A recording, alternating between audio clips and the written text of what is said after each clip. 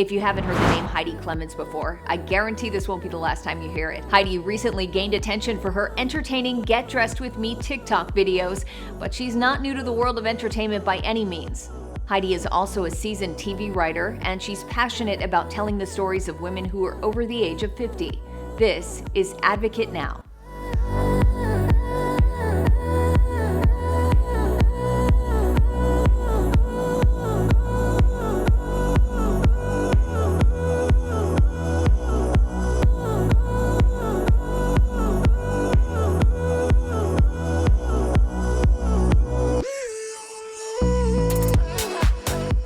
Heidi, I'm so excited about this topic today because you're very passionate about helping to change the way our society views women over the age of 50. Now more than ever, why do you think it's important that we shift that perspective? It really literally is my goal. I think it's always important. I just think that right now I am thrilled to say that young women actually want to hear from older women. I don't know that that was always the case. I think that society has done a great job of convincing us we need to hate each other and beat the shit out of each other. But I feel like Gen Z has realized that women, we all need to stick together. And I think they're paying attention to what older women are doing and want advice and want to look that way. And so I feel like the audience is listening finally. And, for I've been pitching television shows about women in their 50s since I was 50, and that's 12 years ago. And I think that all of the executives always say to me, well, can you put a younger person in the show? Or, is there some way we can get a younger perspective? And I say, go look at my TikTok analytics and find someone over 50, because no one over 50 is watching me. It's all young girls. Yeah, I love the shift that you're talking about because I've noticed it as well in terms of the younger generation wanting to hear from the more mature older generation. I think though a lot of this is learned behavior in terms of how women over 50 are viewed. As I've gotten older, I've really started to question, why are men given the space to age, but women are scrutinized so severely? With your background in television, would you say that the media is largely to blame for this? Oh my God, 100%. I don't know if I'm supposed to be looking at you or looking at the camera, but I can't figure it out. So I'm just going to look at you. It's easier that way. It is 100% the media's fault. And I am part of that media. And I, as a woman, was part of that problem in working in television for years and upholding someone else's standards for beauty and youth and what's pretty. I mean, I am like horrified on a regular basis when I think, oh, there haven't been any like black makeup products created the entire time I was growing up. How is that possible?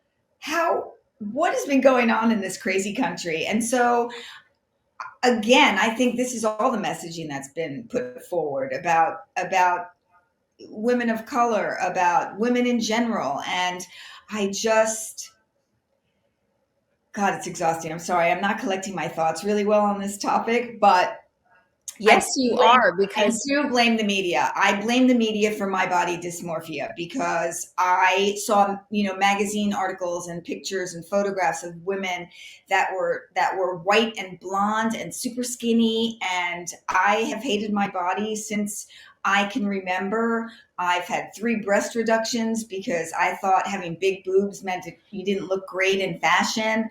I mean, it's relentless. It's really relentless. And again, I feel like Gen Z is finally saying like, no, we're not going to do this. Sorry. you were a writer and an EP on the hit sitcom Baby Daddy. You worked on multiple other projects, and you have become such an advocate for telling accurate stories when it comes to more mature female. We saw the Sex and the City reboot attempting to do that, but was it still not the right direction in your opinion? I have to say, I mean, no offense to everyone on that show and the writers and the creators and the concepts, because my life was fashioned after Carrie. I was definitely a Carrie, and I still consider myself a Carrie. But would it have been so bad if Carrie ended up alone? Like, I know they're bringing Aiden back into the picture, but I just feel like they took away this heroine that we had who was cool and fashionable and older. And I was praying when the show first came back that they were going to bring me Carrie, cool, older, and fashionable. And instead, she wore like really weird fashion. She was so completely out of touch with what was going on in the world. And she was only functioning because of a man in her marriage. It was so strange to me that I stopped watching after the third episode, and I was really, really angry about it. I thought it was also so wildly out of touch with people who grew up in New York. As a white woman, like, do you not have any black friends? How did you not have any black friends all this time? Or any people of color in your life? As a New Yorker, Why do you think Hollywood steers away from showing complex female characters who are 50 plus? I don't think we matter. I mean, I think me as a character, a 62-year-old woman who's never had kids and never gotten married and isn't in a relationship now, is befuddling to them. They don't understand. When I've pitched myself as a character to people, I actually had a development person say to me, well, shouldn't your character like lose a husband, become a widow or something so that she has something that we're following her living through? And I'm like, life. I'm living through life. Me living my life is an interesting story. I promise you, I'll make it interesting. It's just this formula that's gotten embedded in the brains of society, and they don't know how to break out of it from my perspective, you know, and we just continue to perpetuate this formula. But what's amazing is that you have built a pretty substantial TikTok following with a lot of focus on this topic that we're talking about today. And what really comes through is your self-confidence, your realness. What made you say, I need to put this out there? I need to show other women in their 50s, 60s, and beyond that we are powerful and sexy and we shouldn't be overlooked? I always say I'm Norma Ray, but nobody knows who Norma Ray is anymore or that reference. So I'm always screaming from the rooftops about something. I feel like I've been screaming about injustice for women since I was a kid.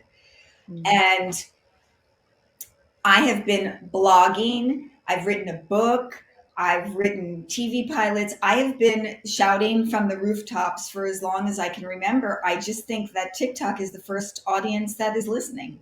What has your experience been like in becoming so comfortable and confident in your own skin that you're able to share that with others now? I don't know where that comes from, but honestly, I've always written about my problems in life. So I wrote about being an alcoholic, or I wrote about other things that have happened to me that I know have happened to other people. And the truth is, I just write about it as if no one's even reading or listening so that I can get it out of me. I feel like once I release it into the world, I don't have to deal with it anymore. And I also believe that people give these things that we have that we're going through, like being an alcoholic, people give so much weight, so much shame to it. And I refuse to take the shame for being an alcoholic. I didn't get there on my own. Trust me. You know, a lot of Mhm. people helped me get there. And I feel like if you take the shame away from it and tell other people that you're going through something they are too, maybe they won't feel so bad about it. You know, we give too much power to what we think other people think about us. The industry has definitely changed since you first started. How would you say it's changed, and how do you hope that it will continue to change in the future? I mean, as far as, you know, definitely I have more experience in the non-scripted world. And in that world, you know, it's just amazing to me to see so many more people of color on television and in advertisements. And I just remember, like, right before the pandemic, I remember, you know, right in the middle of it, obviously, when George Floyd was murdered, I remember seeing a shift on TV, and it was just so awesome and amazing.